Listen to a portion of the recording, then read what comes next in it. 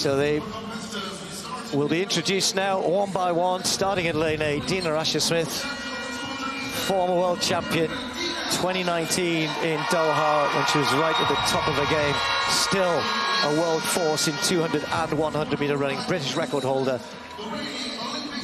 The Olympic champion, Gabby Thomas, serenely made her way through the rounds in Paris, had such a great season last year.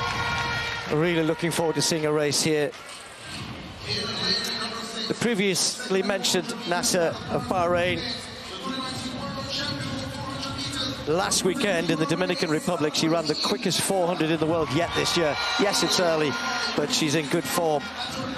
Then we've got Nikisha Price, the first Jamaican ever to run under 49 seconds. And again, a pretty decent 200 meter runner, but this is not her main event. Same for Alexis Holmes.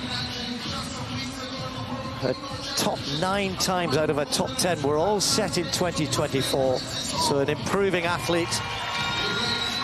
25-year-old, as I said, come over after the World Indoor Championships in China.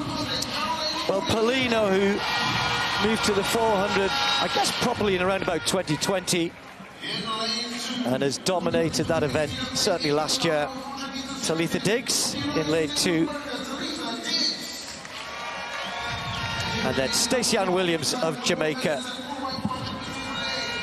Fresh from a new indoor 400 personal best. Lane 1 maybe tough on this 200 then.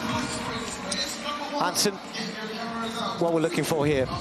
Well, Paulino needs to at least come out of here with at least 5 points, because obviously to win, you get a little boost with the 12 points to win the deuce. Gabby and Dina are really going to be battling for that, and I think that they know that they're going to have a good chance at that 100K if they jump out in front with the points in this early race. Spoke to Dina like yesterday, and Dina actually said that she's really focused on that 4. Very confident about her too. So that 400 is going to be something special when she gets out there. Dina Asher-Smith in lane 8. Gabby Thomas, Olympic champion, in 7. Safely away first time. Asher-Smith got out pretty good. Nasser just got left a little bit. You'd expect that by the 2 sprinters on the outside. But it's Gabby Thomas around the top end who's just got half a metre on Dina Asher-Smith. And Thomas normally starts to go away from this point. Nasser running well in 3rd at the moment. And then there's a battle with Paulino charging down the last 30-40. But it's going to be Gabby Thomas. Asher-Smith might just hang on here. It's Gabby Thomas, but Paulino with a real surge, taking 2nd place. And that will be really, really significant.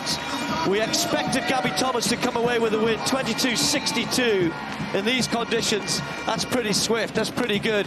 But Paulino, that is significant. You get 12 points for winning, you get 8 points for 2nd.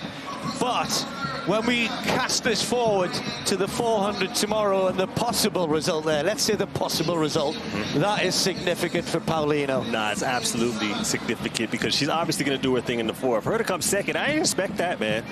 Gabby getting 1st place obviously makes sense. She's the Olympic champion, but for Paulino to come out of there with those extra points, she's going to end up having a good chance at that 100K.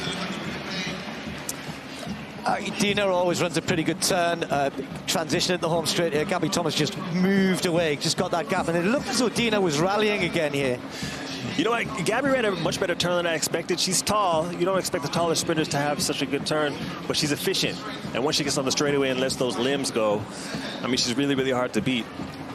I expected it to be a lot tighter with her and Dina. And that wasn't the case, but Paulino coming in 2nd in that race, I think, is the big story. Well, and so much hype has been on Gabby Thomas since the Olympics, and then since she announced early on that she was going to be running this series of Grand Slams. So look at that huge smile. She must feel really good breaking the tape.